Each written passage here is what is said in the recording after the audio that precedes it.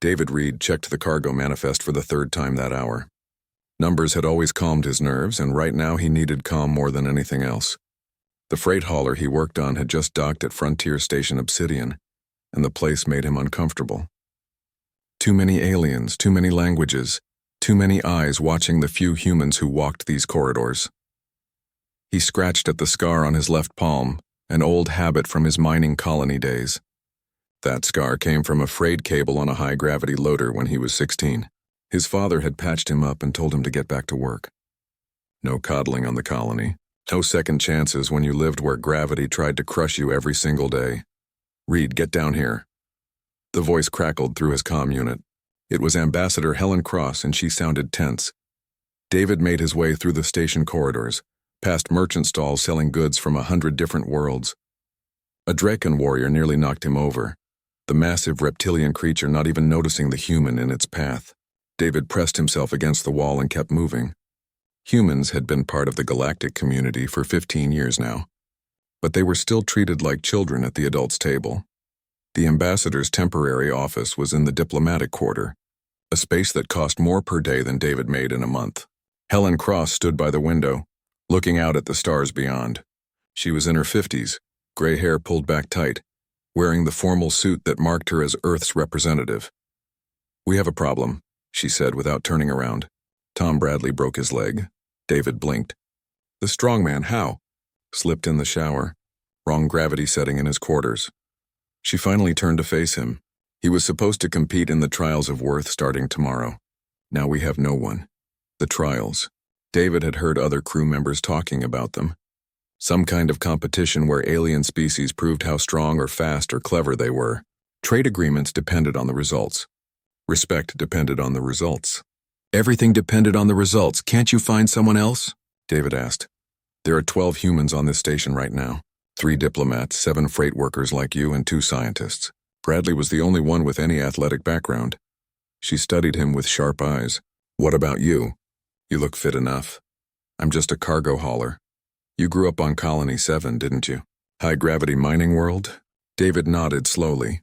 Everyone from the colonies was stronger than Earth-born humans. Had to be. The gravity made sure of that. "Then you'll have to do. We can't forfeit. It would make Earth look weak." Before David could argue, she pulled up a holographic display. Images of various alien species appeared, along with their accomplishments. The Draken had won the last 3 trials. Their champion was a warrior named Rolth, who stood 8 feet tall and could bend steel bars with his bare hands.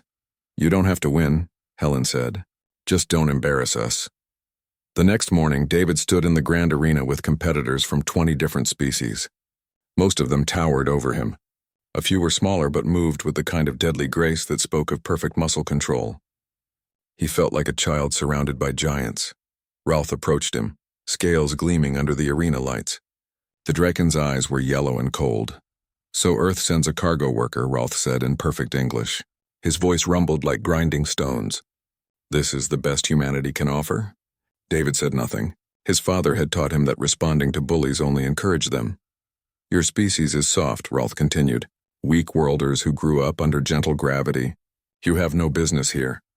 Other aliens were watching now, interested in the confrontation. David felt his face grow hot but kept his mouth shut. He was here to compete, not to argue. The first event was a simple strength test. Competitors had to lift increasingly heavy weights. David managed respectably, placing somewhere in the middle. Not impressive, but not embarrassing either. Rolth lifted twice what David could manage, his muscles barely straining. The second event tested endurance. David did better here. His body used to long shifts in high gravity. He finished in the top 10. Some of the aliens looked surprised. That evening, there was a ceremony in the station's main hall. Prime Merchant Solus, a being made of light and energy, announced a special challenge for the final day of the trials. "We have recovered an artifact from the lost civilization of the Titans," Solus said. His voice echoed through the hall like music. A weapon of incredible power. A platform rose from the floor. On it rested a bow that was taller than David. The wood was dark, almost black, and the string gleamed like metal. Just looking at it made his archer's heart beat faster. "This is the bow of Titan's fall," Solus continued. "It has not been drawn in 50,000 years.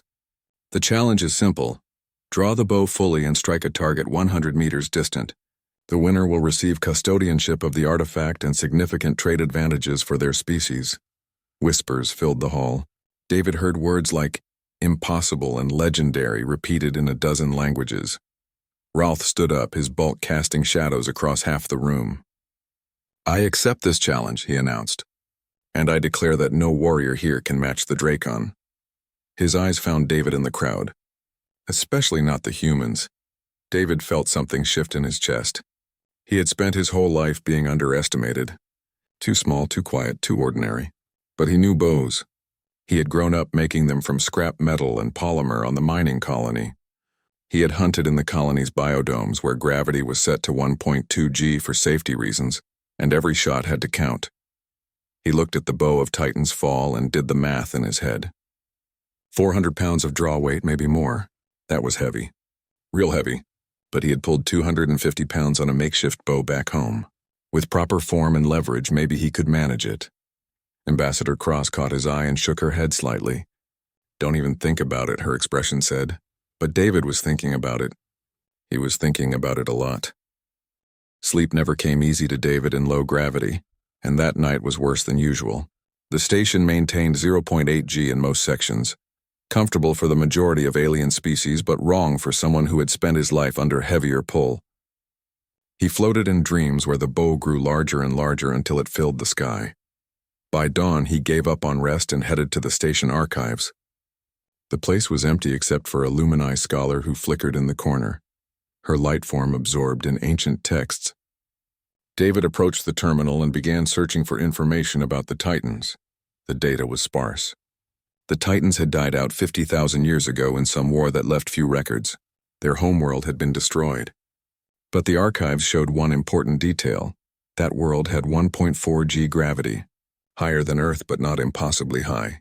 Not for someone from the colonies. Researching the bow? The voice was soft, like wind chimes. David turned. The Lumini scholar had drifted closer, her form coalescing into something almost human-shaped. "Just curious," David said. "I am Iris. I study extinct cultures." She gestured at the display.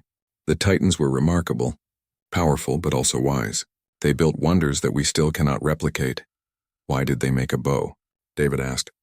With their technology, they could have made energy weapons. They did have such weapons. But the bow was ceremonial. A test of worthiness. Only the greatest warriors could draw it. Iris tilted her head, studying him. "You are the human who performed adequately yesterday." "That's me. Adequately average. You move differently than other species. More economical. More grounded." She flickered with what might have been curiosity. "Your people still use projectile weapons, yes?" "Bows and firearms, some do. I learned archery on my colony. Not much else to do for fun." Iris brightened, literally. Her glow intensified. "Fascinating. Most species abandoned such technology millennia ago. We viewed them as primitive." David pulled out his tablet and showed her a video from back home, his younger self, 18 years old, drawing a compound bow at the colony range. The target was 100 meters away. He released and the arrow struck dead center. "That bow has maybe 50 pounds of draw weight," David explained. "Nothing compared to the Titan bow. But the principle is the same. It's not just about strength. It's about leverage, bone alignment, back tension. You use your skeleton as a frame and let the big muscle groups do the work." Iris watched the video 3 times. "I have read about human archery but never seen it demonstrated. Your species retains knowledge that others have forgotten. That is unusual." Over the next 2 days, David continued competing in the trials. He placed respectably in most events, neither winning nor failing dramatically. Ralph dominated as expected, collecting victories with the casual ease of someone who had never truly been challenged. Each evening, David returned to the archives. Iris helped him access technical data about the Titan bow. The draw weight was confirmed at 400 pounds. The draw length was 32 inches. The string was made from some kind of artificial fiber stronger than steel cable. "No one in the modern era can draw it," Iris said. "Ralph came closest 3 years ago, reaching 3/4 draw. It injured him for weeks." "What was his technique?" "Brute force. He tried to muscle it," David nodded. "That was the wrong approach. You couldn't muscle a heavy bow. Your arms would fatigue too quickly. You had to use your back, your core. your entire skeletal structure working as one system. He spent his free time in the station's exercise area, which had adjustable gravity zones. He set his section to 1.2 G, the gravity he had grown up with, and practiced his form. No bow, just the motion, draw after draw, feeling the muscle memory return. Other beings watched him with confusion. Why was the human repeatedly pulling at invisible air? It looked ridiculous. But David didn't care. He was finding his center, reconnecting with years of training. On the third evening, Rolf found him in the exercise area. "You are preparing to attempt the bow," the Draken said. It wasn't a question. David finished his practice draw before answering. "Maybe. You will fail. You will injure yourself and embarrass your species further. Probably." Rolf's scales rippled, a sign of agitation. "I do not understand you humans. You know you are weaker, yet you persist. It is foolish. We're used to foolish." David grabbed his water bottle. "My dad used to say that gravity is just weight you learn to carry. Same with foolishness, I guess." The Drakon stared at him for a long moment. "You are not afraid." "Terrified, actually. But being scared never stopped anything that needed doing." Rolf made a sound that might have been a laugh or a growl. "I will enjoy watching you fail, human. But I respect that you will try." The final day of the trials arrived. The grand arena filled with thousands of spectators, both physical and holographic. News feeds from across the galaxy carried the event live. The bow of Titan's fall waited on its platform, surrounded by sensors and medical equipment. Ambassador Cross pulled David aside before the competition began. "I'm ordering you not to attempt the bow," she said. "With respect. Ambassador, you can't order me. I'm freight crew, not military." Her jaw tightened. "David, if you fail badly, it will set back human diplomacy for years. They already think we're weak. And if I don't try at all, what does that say?" David kept his voice calm. "That we give up before we even start? That we let aliens tell us what we can't do? This isn't about pride. No, ma'am. It's about showing that humans belong here, that we're not just passengers in the galaxy." He met her eyes. "I know what I'm doing. Trust me." Helen Cross looked at him for a long time. Finally, she nodded. "Don't get yourself killed. I'll do my best." The platform rose in the center of the arena. The bow gleamed under the lights, beautiful and terrible. David walked forward, feeling the weight of thousands of eyes. His hands were steady. His breathing was controlled. The real test was about to begin. Prime Merchant Solus floated above the arena floor, his light form pulsing with ceremonial energy. His voice carried to every corner of the massive space without need for amplification. The final challenge begins. Any warrior may attempt to draw the bow of Titan's fall. The rules are simple. Full draw, anchor point reached, arrow released at the target. 100 meters distance. The target must be struck. A holographic projection appeared downrange, showing the outline of an ancient Titan warrior. David studied it from his seat in the human delegation section. The kill zone was marked in red, about the size of a dinner plate. Not an easy shot even with a normal bow. Competitors may choose their preferred gravity for the attempt, Solus continued. Medical teams stand ready. Should anyone succeed, they claim the bow and significant advantages for their species. A silicate warrior stepped forward first, his body made of living crystal that refracted the arena lights. He was from a low-gravity world, and his species had evolved extreme flexibility rather than strength. He requested 0.6 G for his attempt. The platform adjusted. The silicate gripped the bow and pulled. The string moved perhaps 6 inches before his crystalline fingers began to crack. He released with a sharp sound of breaking glass and stepped back, cradling his damaged hand. Medical drones swarmed immediately. Next came a cybernetically enhanced soldier from the Forge Collective. Half machine, half organic, covered in chrome plating. He chose 0.9 G and approached the bow with mechanical confidence. He managed better than the silicate, pulling the string back nearly a foot before his synthetic tendons gave out, with a sound like snapping cables. Sparks flew from his shoulder joint. He cursed in binary and left the platform smoking. 3 more competitors tried and failed. One pulled a muscle so badly that he collapsed. Another's bones fractured audibly. The crowd's initial excitement began turning to nervous concern. Maybe the bow truly was impossible. Then Ralph stood up. The Draken warrior descended to the arena floor like a landslide given form. His scales caught the light, dark green and battle-scarred. He had fought in 3 colonial wars and won the Trials of Worth for 3 consecutive years. He was possibly the strongest being in the known galaxy. G, he announced. His choice surprised many. Few species could comfortably function in Earth normal gravity, but Rolth wanted to prove he could overcome even that handicap. The platform adjusted. David felt the change from his seat, the familiar pull that had shaped his entire life. Most of the alien spectators activated personal gravity compensators with visible discomfort. Rolth lifted the bow. His technique was straightforward, raw power. He set his feet wide, gripped the string with both hands on either side of the arrow and pulled. The bow creaked. Sensors showed the draw weight climbing. 50 pounds, 100, 150. Rolth's muscles bulged. 200 pounds. 250. The Draken's face showed strain now, veins visible beneath his scales. 300 pounds. The arena held its breath. This was farther than anyone had come in recorded history. 325. Rolth's arms began to shake. His back muscles stood out like cables under his scales. 350. A roar escaped the Draken's throat, primal and desperate. He pulled with everything he had. 375. The bow was 3/4 drawn. So close to full extension, so impossibly close. But Rolth's arms were giving out. His fingers were slipping. With a bellow of frustration, he released the string and stepped back, chest heaving. The crowd erupted in applause anyway. 3/4 draw was legendary. No one could ask for more. Rolth raised his fists in acknowledgement, but David could see the disappointment in his eyes. The Draken had wanted to complete it. Needed to complete it. The challenge remains open, Solace announced. Does any other warrior wish to attempt? Silence fell across the arena. Who could do better than Rolth? The strongest warrior in the galaxy had failed. What was the point?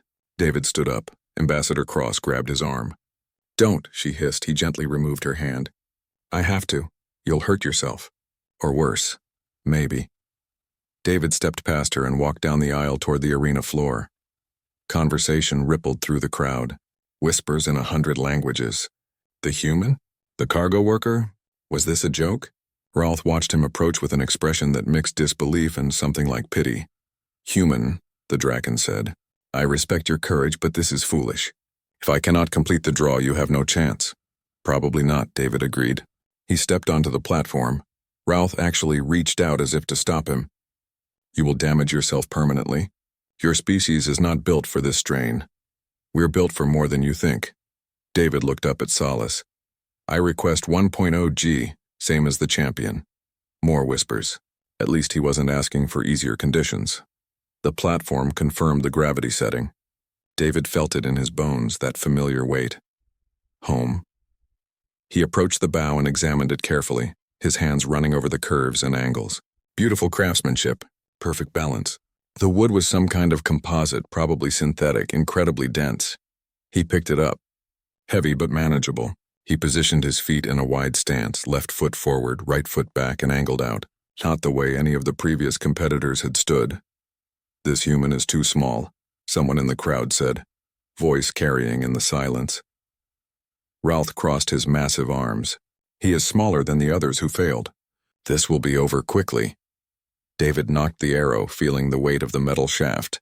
He set his grip on the string, 3 fingers, index above the arrow and 2 below. His left hand held the bow's grip loosely, not squeezing. He began to draw. The string moved back. The bow bent. Sensors lit up showing the weight, 50 pounds, 75, 100. David's breathing remained steady, deep and controlled. 150. His form was different from the others. He wasn't trying to muscle the bow. His back was doing most of the work, his shoulder blades pulling together. His skeletal structure was the frame, his muscles the engine. 200 pounds. The crowd noise changed. Surprise now, replacing the mockery. 250 Ambassador Cross leaned forward in her seat, hands gripping the armrests. 300 pounds. Rolth's expression shifted from pity to something else. Recognition, maybe.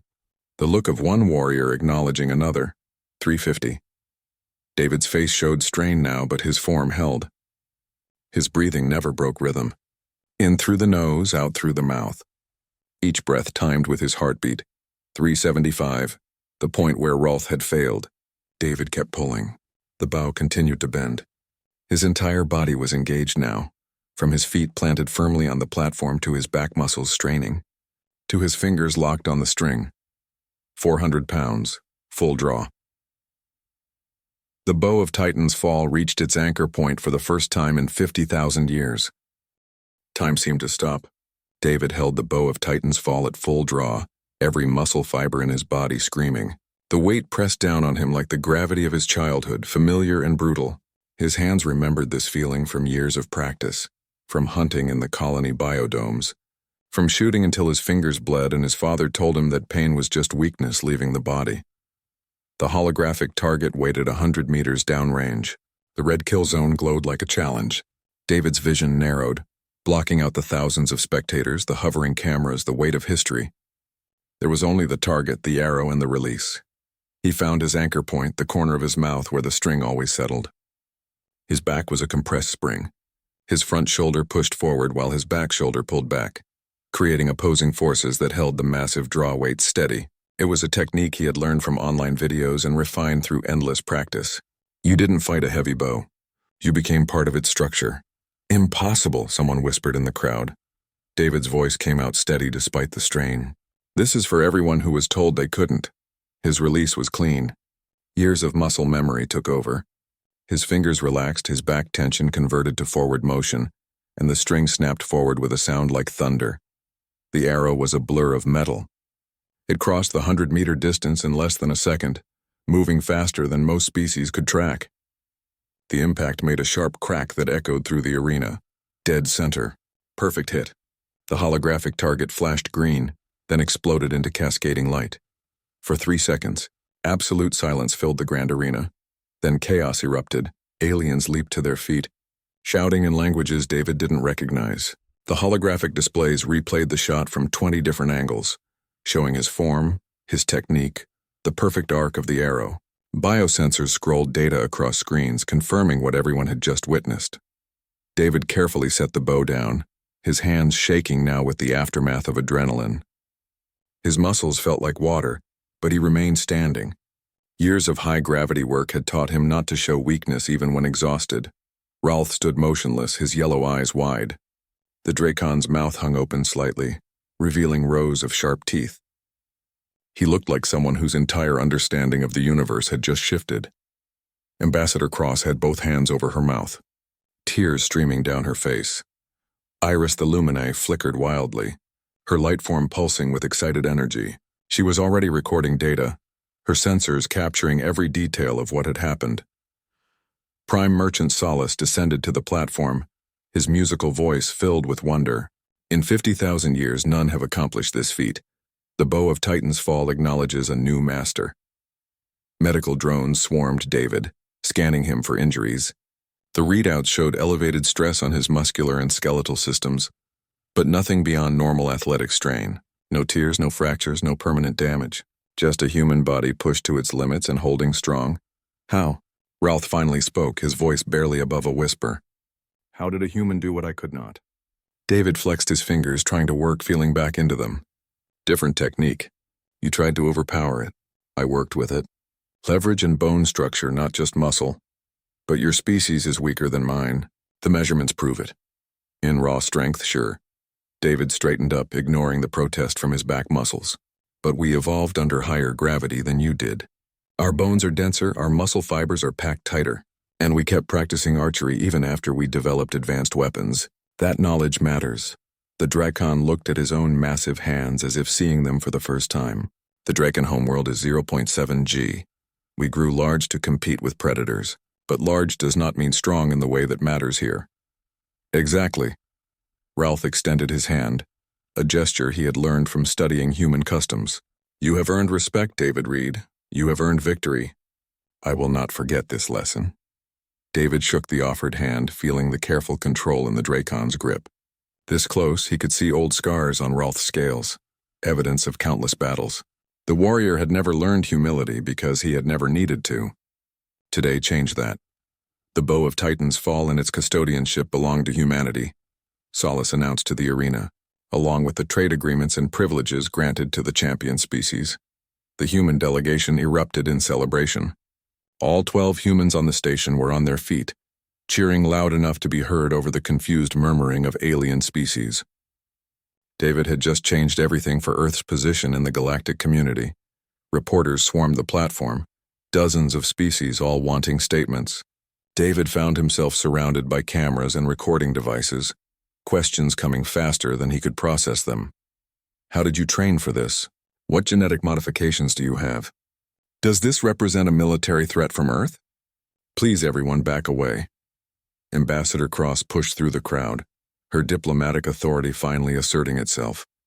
We'll hold a proper press conference. Give the man room to breathe. Security drones created a perimeter and David was escorted off the platform. His legs felt shaky now, the adrenaline wearing off and leaving exhaustion in its wake. He had done it. Actually done it. The impossible feat that was supposed to be beyond any modern species. As he left the arena, David caught sight of the bow on its platform, surrounded by technicians and historians. That weapon was humanity's responsibility now. The weight of it settled on his shoulders heavier than any draw weight. Iris appeared beside him, her light form hovering close. I have been analyzing the bioscan data. Your technique is extraordinary. The way you distributed the force across multiple muscle groups and used your skeletal structure as a framework, it is unlike anything in the galactic archives. It's just archery, David said. No, it is proof that humanity retains practical knowledge that other species have lost. You called upon ancient skills to overcome modern strength. That is significant. They reached the human delegation quarters where Ambassador Cross immediately pulled David into a private room. Do you understand what you've just done? She asked. Won a competition? You've made humanity matter. She pulled up a holographic display showing news feeds from across the galaxy. Every major network was covering the story. This recording has already been viewed 3 billion times. Earth's stock value in the trade markets has jumped 40%. We're receiving diplomatic requests from species that wouldn't return our calls yesterday. David sank into a chair, suddenly feeling the weight of all those views. 3 billion beings watching him draw a bow. 3 billion beings now seeing humans differently. I just wanted to prove we belonged here, he said quietly. You did more than that. You proved we're equal to any species in the galaxy. Maybe better in some ways. Helen Cross smiled, genuine warmth in her expression. Get some rest, David. Tomorrow the real work begins, but rest wouldn't come easy. Outside the window, David could see ships arriving at the station. More traffic than usual. Everyone wanted to see where the human champion was. Everyone wanted to witness the species that had done the impossible.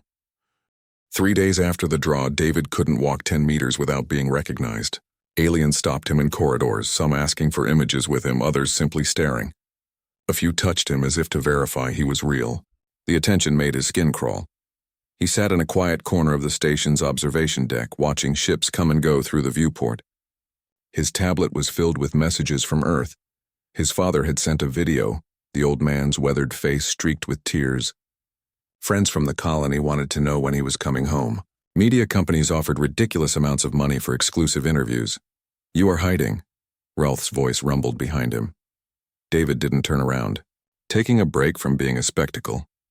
The Draken settled onto the reinforced bench beside him, making the metal creak.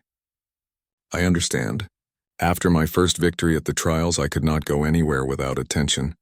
It fades eventually. Did you come here to gloat? I beat you? No. I came to train with you. That made David look at him. What? You defeated me through superior technique. I wish to learn this technique. Rolf's yellow eyes were serious. I have spent my life believing that strength was enough. You proved that belief wrong. I will not make the same mistake twice. Over the next few days, David found himself teaching archery to a Dracon warrior in the station's training facility.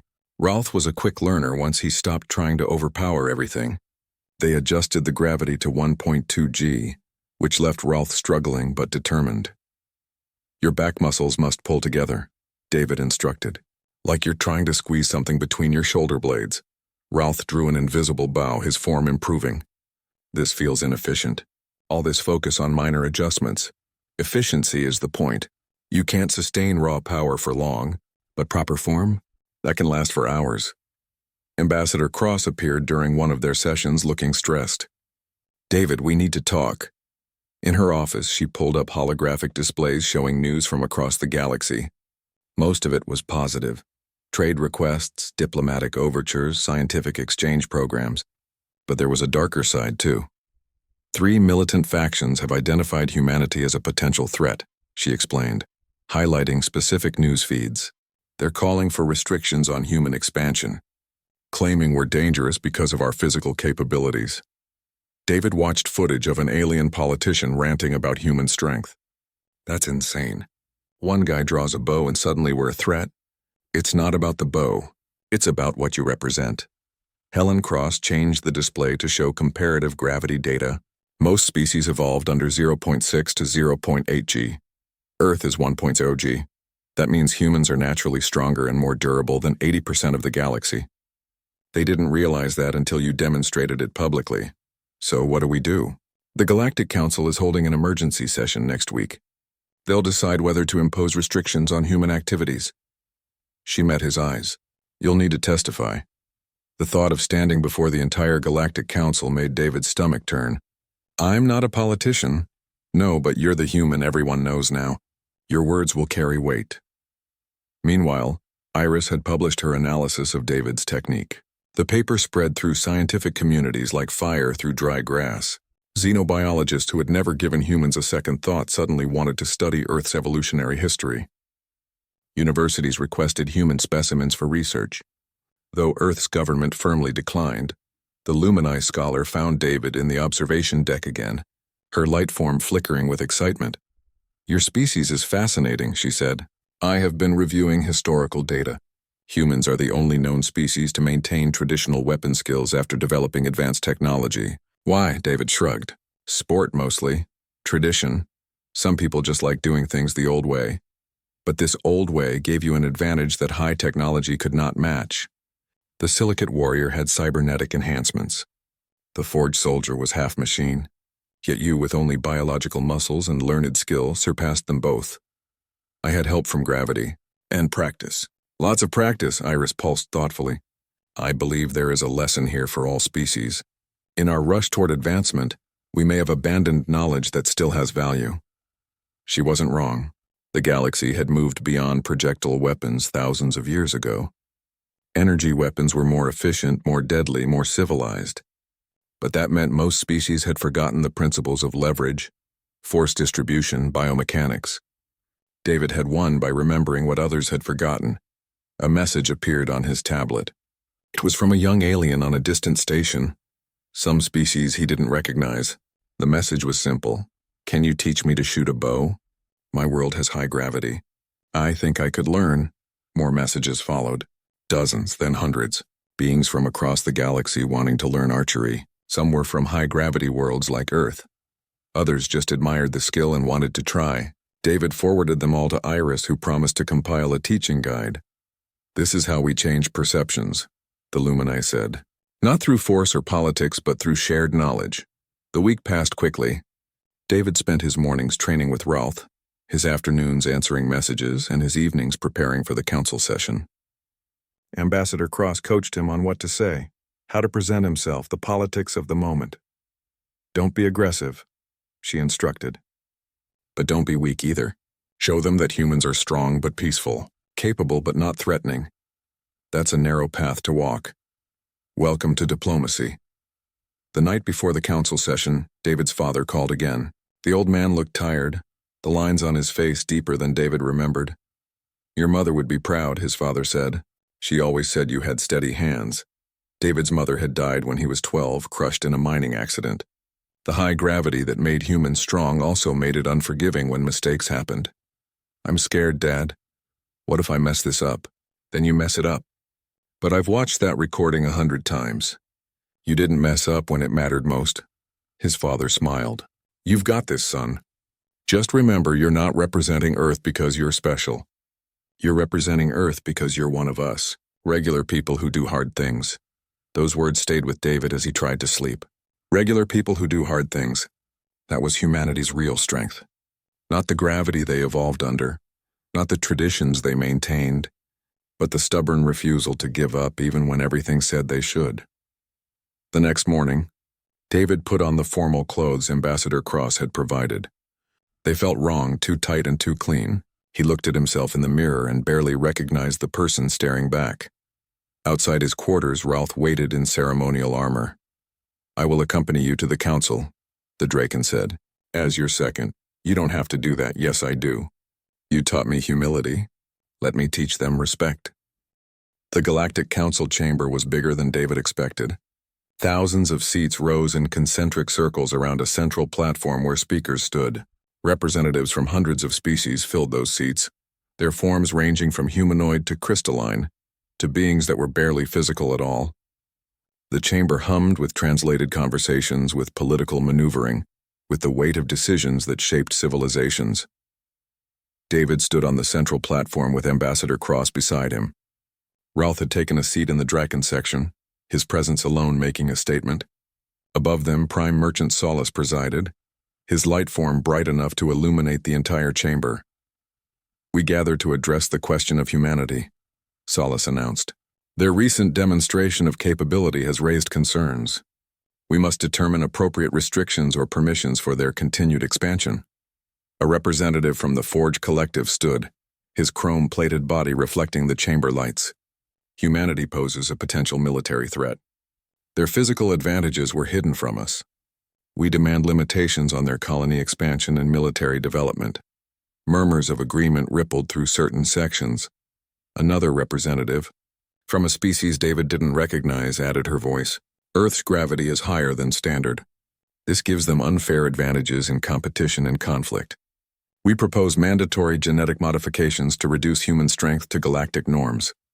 David felt his jaw tighten. Mandatory modifications meant changing what made humans human. It meant admitting that being strong was somehow wrong. Ambassador Cross stepped forward. "Honored Council, humanity requests the opportunity to address these concerns directly." Solace gestured permission. "Speak, Ambassador of Earth." "We have been part of the galactic community for 15 years, Helen Cross began, her voice carrying clearly. "In that time, we have not initiated any conflicts. We have not threatened any species. We have followed every law and treaty. The only thing we did was compete honestly in a public trial and win." "You hid your true capabilities," the Forge representative countered.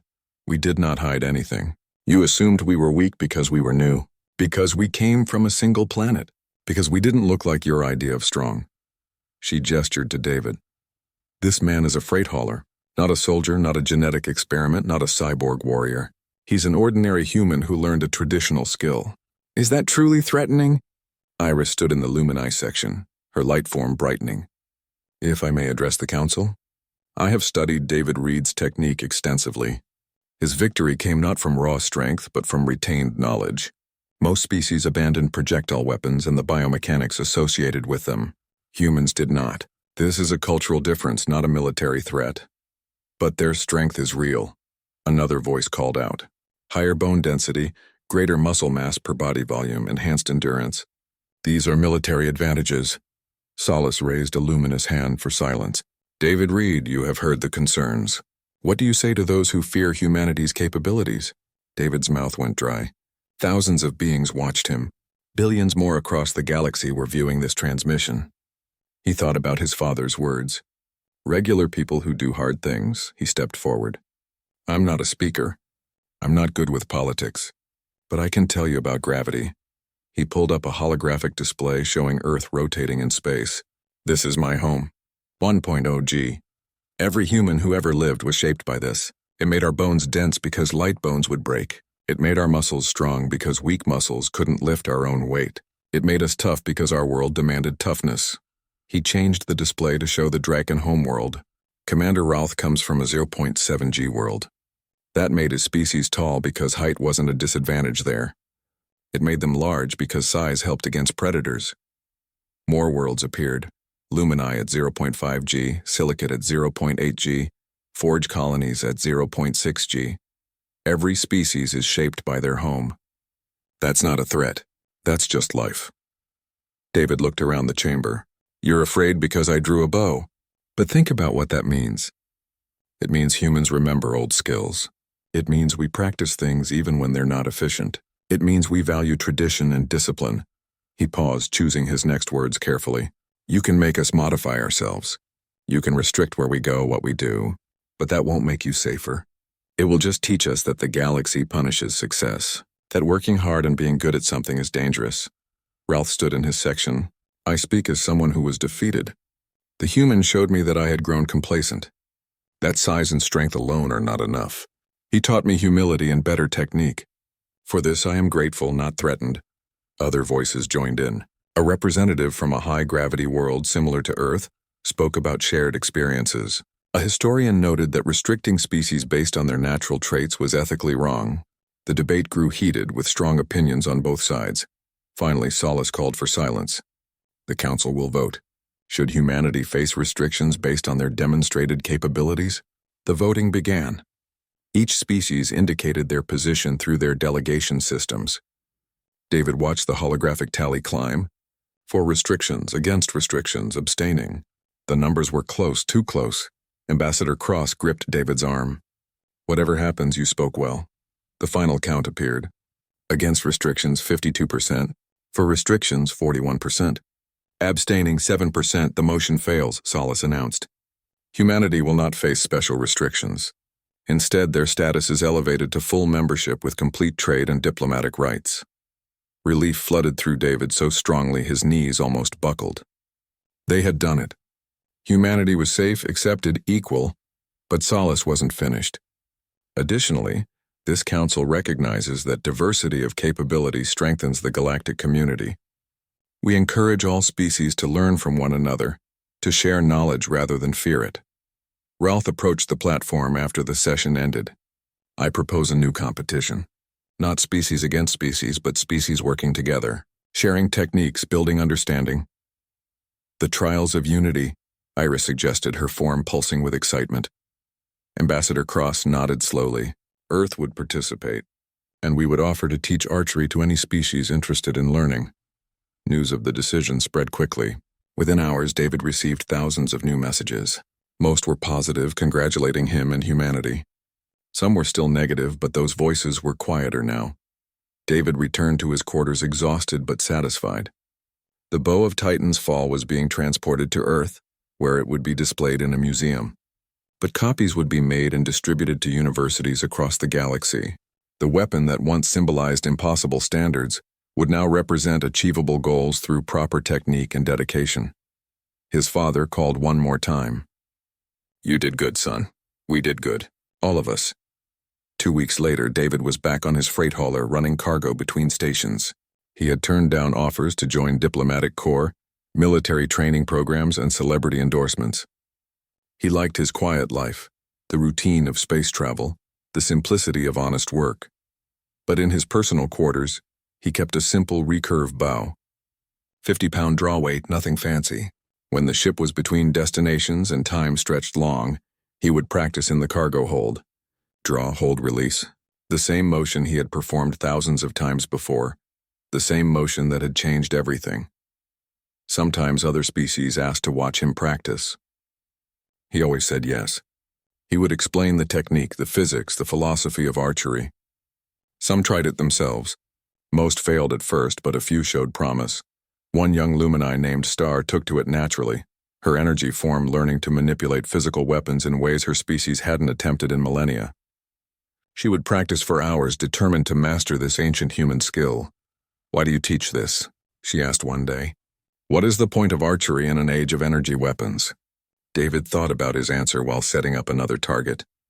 Because it connects us to something older than technology. Because it teaches patience and discipline. Because sometimes the old ways still have value. And because it brought respect to your species? That too. But mostly because it's satisfying to hit what you aim at. Star laughed, a sound like distant chimes. I think I understand. Months passed. David hauled freight, taught archery, and lived his life. The galaxy moved on to new concerns, new challenges. But something had shifted. Humans were no longer the newcomers to be dismissed. They were partners, teachers, equals. The bow of Titan's fall stood in a museum on Earth, a reminder of what one person could accomplish. But the real legacy wasn't the bow or the draw or the fame. It was the understanding that strength came in many forms, that every species had something valuable to offer, and that the greatest victories were often quiet ones that opened doors instead of closing them. David aimed at his target. a simple paper circle on the cargo hold wall. He drew his bow, felt the familiar tension, and released. The arrow struck center, a satisfying thunk of success. Regular people doing hard things. That was humanity's gift to the galaxy, and it was enough.